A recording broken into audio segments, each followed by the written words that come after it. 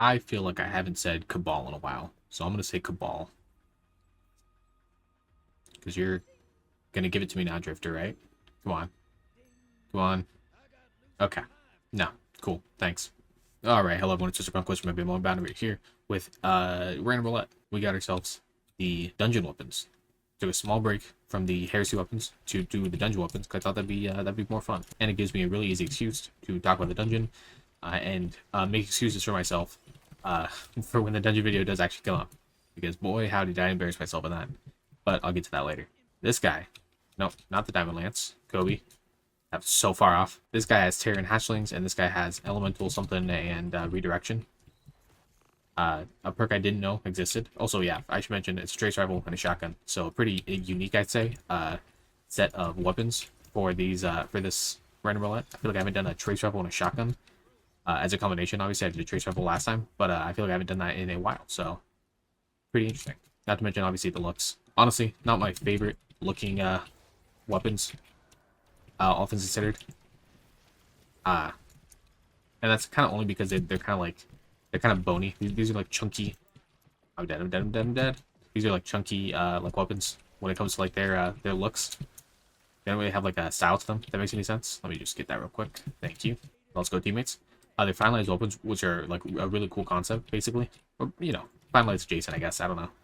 I just wish they. I feel like they're like you look at like the finalized like glass things and like the every single pyramid ship, and like I would love to see weapons like that. Like imagine weapons where you can like see the fucking mechanisms like frozen in glass. That'd be fucking awesome. Probably a performance nightmare, but I still think it'd be cool. So I was kind of looking forward to that if we were ever gonna get finalized weapons. But honestly, this isn't that bad. All things considered, not that bad. What is that fucking name? Sweeperbot's Discord kid. Holy shit! If you couldn't tell, I was playing late at night. Now you know. Either way, they'll always have to get a new, slug shotgun in the system. Unironically, I think these are probably my favorite style of shotguns nowadays. I mean, I think I've been saying that since like Shadowkeep, to be honest. I just don't know how much I believe that. Because like obviously like Matadors and shit are just easier in general to like work with, but actually having like the satisfaction of using a fucking slug shotgun is pretty much the only reason why I even consider them. Well, I mainly snipe. If I do play PvP, I mainly snipe. So, and trace rifles are fun. Honestly, this season has done such a good job at making trace rifles fun to use. Maybe just because they're throwing so many at us, it just feels more fun. But like something about them, I'm just all about trace rifles this season. I think I mentioned this a couple months ago, but trace rifles kind of are growing on me pretty fast. With this, like they're really making a good like.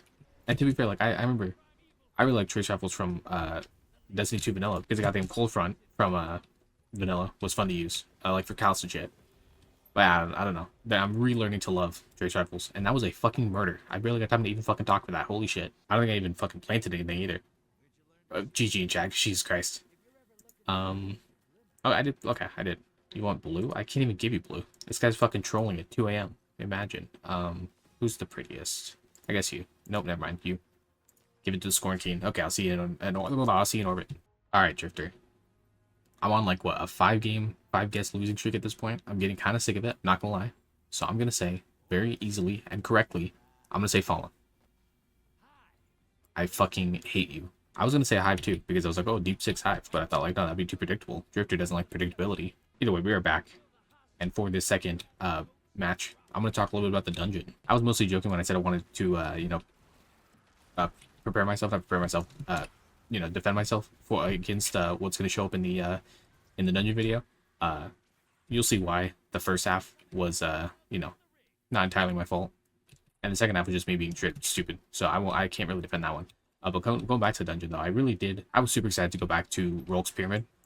I think it's a super just a straight up nice location to have like open for like especially for like a dungeon thing where we usually get more like story and conversation, like stuff like that, deeper lore analysis when it comes to dungeon stuff.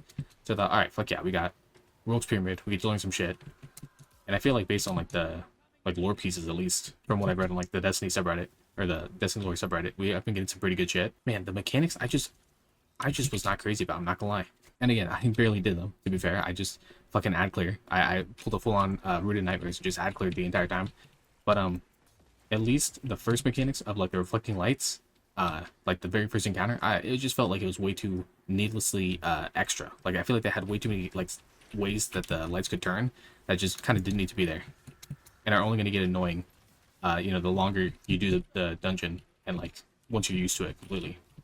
Wasn't a fan of that, and I felt like, again, this is probably just me being a fucking filthy casual, but I felt like the boss health for at least the second boss, the four shriekers, was fucking insane. But again, we were using some off meta stuff at first, and we eventually went to Queensbreaker, so we figured it out, and like we still got it done. But like I don't know, again, maybe it's just me being underleveled, maybe it's just me being fucking casual. I've officially like aged out of the end game Destiny content section or whatever. But like I don't know, so it felt like weird to me. It felt a lot more like a lot like Warlord's Ruin, which we didn't even fucking complete on the first try, I believe. Like we fucking got into it, and then we wiped on the like ogre boss, I believe.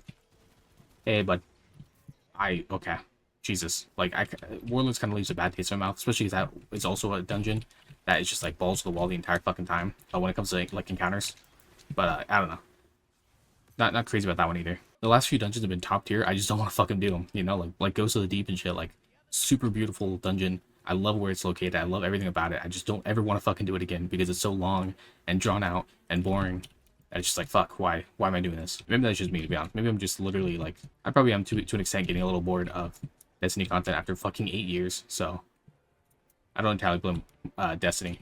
But other than that though, like honestly, like a genuinely really good, really fun, like really cool looking dungeon. I love going back to World's Pyramid. I'll forever love going back to World's Pyramid as many times as we get to, which I'm assuming is probably the last time we're going to be there for the rest of Destiny, depending on 10 years down the line. The Destiny 2 or Destiny 3 2, Destiny 2 4, depending on what happens then. So who knows? All I'm saying is I don't know, less lights. Like I said, the second encounters, and once I finally figured out just trying to learn through osmosis of the final encounter. The final encounter is actually probably one of the easiest, and I think that's why I like it. Well, that reminds me, fucking Vesper's Host too. I forgot to mention Vesper's Host, which also hello, buddy. What the fuck is this guy doing? He's off his rocker. But yeah, the Vesper's Host was actually that was the first new dungeon in a while that I just genuinely enjoyed. Like encounter wise, aesthetic wise, and I know it was like hated. What the fuck? What the fuck? Holy shit! What a champion! You were the fucking which one was it? You are a god amongst men, and you're also the same one from last game. So you're obviously a fucking gamer grinder. Holy shit! Let's see where we ended at, and then I'll continue my conversation. My dungeon conversation. No, we're not going to give it to the edgy Titan. Yeah, I'll see you in orbit. I was literally just fucking yapping away, and my team went fucking insanely ham. You'll love to see it. Real quick before we get to the weapon, I want to finish my sentence. What I was trying to say before. Vespers I really liked. It was mechanically complicated, kind of just like at least the first half of Sundered Doctrine, but it felt more satisfying to actually complete it in a way. I don't know why. Maybe it's just like the pressing buttons real quick and like the dodging the fucking like virus guys and like trying to count the number. I don't know, something about it just kind of ticked my brain to where I kind of enjoyed it the few times we did it. Same with the second encounter with the orbs, with the servitors, where we had to count the eyes and stuff. That was kind of cool to me. I kind of liked it. But something about Sundered, at least Sundered's first encounter, just made me tired. Maybe it'll be different when I do it in a better state of mind. You'll know what I'm talking about when the dungeon goes up. But yeah, I don't know. Not a bad dungeon, looks wise, appearance wise, location wise is what I meant to say. But kind of on the mechanics. I'm not gonna lie. Also, some of the fucking sentences are confusing to tell what's true and false, and maybe that's just me being stupid and fake lore fan or whatever, but goddamn, some of those are fucking weird. Either way though, now that I've yapped for fucking 40 minutes, let's talk about these guys. Unsworn. Looks like it looks like the moon rubies from Jimmy Neutron. I'm gonna be 100% honest, I do not know what optimal perks are for trace rifles. I just like trace rifles because the beam goes beam. That's just kind of my jam with these kind of guys. But if I had to choose perks, this guy's actually got some kind of cool perks. I'm not gonna lie. It's got a rewind rounds, which I always love for any weapon. I just love that perk in general. Target lock and killing tally if you're just trying to go for ad clear, always seems nice. Or target lock for boss damage, but killing tally for ad clear. And obviously, if you're going for a full stasis build, like I guess I was back when I got this, hatchling and tear is a tear is a number one choice. This is perfect for the stasis build I'm gonna build in 10 fucking years eventually when I finally start looking into build crafting. But one thing I do know how to talk about, or at least I pretend to know how to talk about, is shotguns, especially slugs. Love me some slug shotguns. Fuck that up. I'm gonna be 100% honest. I don't think this guy has a lot of things going for him. I don't see a fucking angle unless I'm just like, not looking. Definitely old fashioned when it comes to like perks for anything. I've mentioned that a billion times. But unless I'm just like not seeing into the matrix, I don't really see a lot of options slash opportunities for this guy.